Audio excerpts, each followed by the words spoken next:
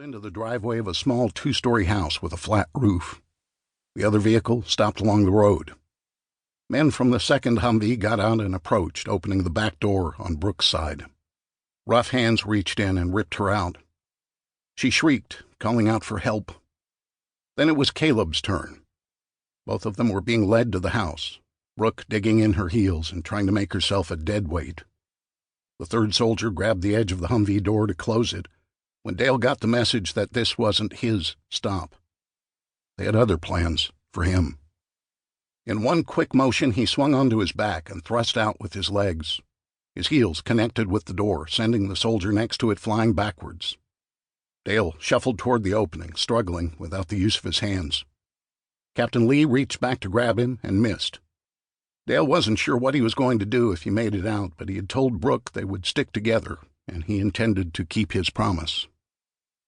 No sooner had his feet reached the cracked surface of the driveway asphalt than he noticed the soldiers in the third Humvee charge out with their weapons drawn. The brigade grunt he'd knocked to the ground struggled to his feet and swung a fist into Dale's exposed belly. Dale doubled over in pain, bile rising in his throat. Then the passenger door opened, and Captain Lee moved in, cracking him in the head with the side of his pistol. Explosions of light bloomed before Dale's eyes right before he collapsed. "You're lucky I don't put a bullet in your head. You made a lot of people very angry, Mr. Hardy, men who want to see you suffer." A pair of hands reached down and helped Dale to his feet. But the new face he saw approaching didn't belong to Captain Lee. It was a man with a bandaged hand and a maniacal grin. Someone who was oddly familiar. "Don't try to resist, Mr. Hardy," this new man said, his Spanish pronunciation of Dale's last name sounding more like Ardy.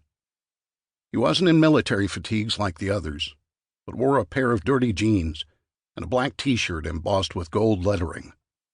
He was clearly one of Ortega's men. "They call me the ventriloquist," he said in his broken English, "and I specialize in getting stubborn men like yourself to spill their guts, one way or another." They shoved him back into the Humvee, Captain Lee in the front.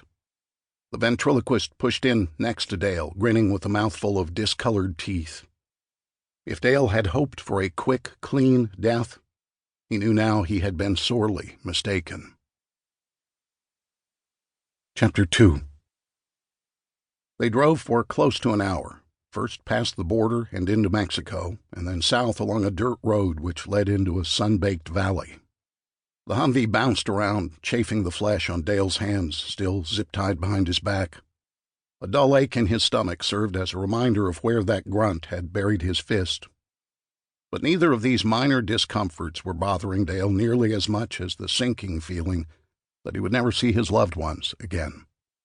That was because Captain Lee and the ventriloquist had failed the first rule of interrogation and of poker.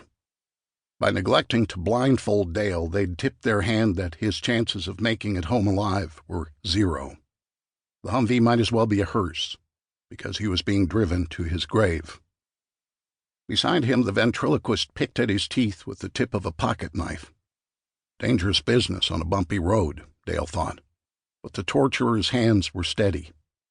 Whenever Dale was sure an approaching depression would bury the blade in his palate, the ventriloquist always seemed to pull his nimble fingers away at the last moment. Damn. Up front, Captain Lee fiddled with the knob on the walkie-talkie and called out in Spanish. For a moment there was no sound but the tires cutting across the dirt road and the thud of the suspension going over uneven ground. Living this close to the border meant that over the years Dale had picked up a few words of Spanish. Not enough to engage in any meaningful kind of conversation, but enough to know when someone was talking about him. The reply over the walkie was sudden and curt. "What is it?" "This is Captain Lee. We've captured the leader of the resistance, and we're heading to the holding location now. I'll report back when we're done." Dale knew full well what that meant. But there was something else Lee had said that caught his attention. He'd called Dale the leader of the resistance, which clearly wasn't true. Dale was a landowner, a homesteader of sorts, tired of having his rights encroached upon by a crooked local government. He'd stood up and said no more. He hadn't intended to inspire anyone.